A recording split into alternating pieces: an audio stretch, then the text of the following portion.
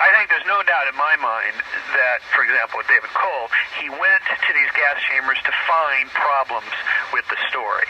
And often, as we know in science and in any other field, you find what you're looking for. You know the expression, I wouldn't have believed it until I've seen it. I think you can turn it around. I wouldn't have seen it until I believed it. Well, I think he believes that the gas chambers were not used for homicidal mass murders. Therefore, he's going to find things that don't seem to make sense because that's what he's looking for.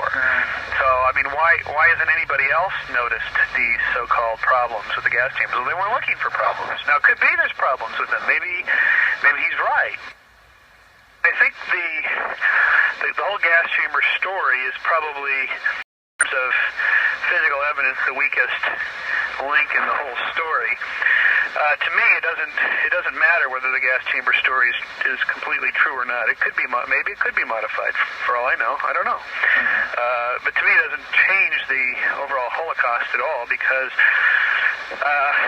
millions still died, and whether it was 6 million or 5 or 4 or 3 or 2 or 1, it's still I would still consider it a Holocaust. Yeah, me too. But I think the gas chamber is a really powerful symbol.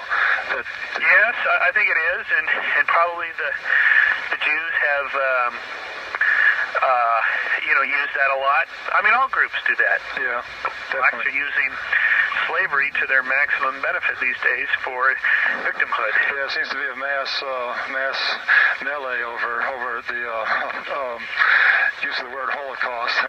Now, David Irving just spoke there a couple weeks ago. Yeah, I was there. Oh, you were there? I understand there was some controversy. Oh, yeah, it was incredible. I mean, the Spartacist, broke in screaming Nazis out, and really? Yeah. Now, I'm completely against that. I completely support these guys' right to go and lecture and do anything they want. That's the way I feel. I mean, it's absurd the way they're treated. I mean, most of them are pretty nice guys. I don't like their politics, but they're pretty nice guys. Irving's a nice guy. Weber's a nice guy. Zundel's the nicest guy you ever want to know. Mr. Friendly. They're all pretty good people. Even Cole. I even like David Cole, despite all the things he said about me. I actually like the kid. But, for Christ's sakes, they shouldn't be shouted down. It's ridiculous. But, you're dealing with race and religion and politics, and there's nothing more controversial. Take the bell curve. We're doing a whole issue on the bell curve, race and intelligence. Oh, yeah. Oh, my God. You talk about people getting booed down. Anyway, listen, I got to go. I got to get back to work here and do some chores and stuff. Okay, thanks a lot, Dr. Shermer. Can I get that for one real quick question? Go ahead. Are you getting anything in about that? I understand you did some part of David Cole's speech was concerning some interviews you'd done with Hilberg and other people, and we did a swap. He wanted the transcripts, and I wanted something he had, so we swapped, and that was fine.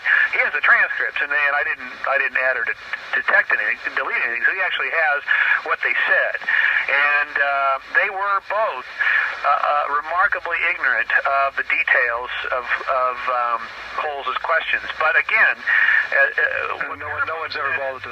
What Barenbaum said was, well, look, I've never gone there in search of problems. I didn't look at that door handle, wondering, gosh, how could they have locked people in here with a door handle like this? He says, next time I go, I'll look, but I've never looked. You see, and therein lies what's going on. There's not a cover-up by the Holocaust.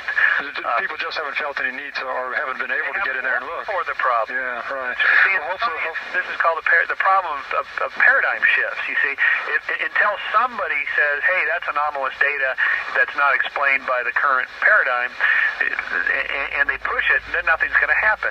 So it could be, maybe the revisionists are right, however, just nobody's asked the question.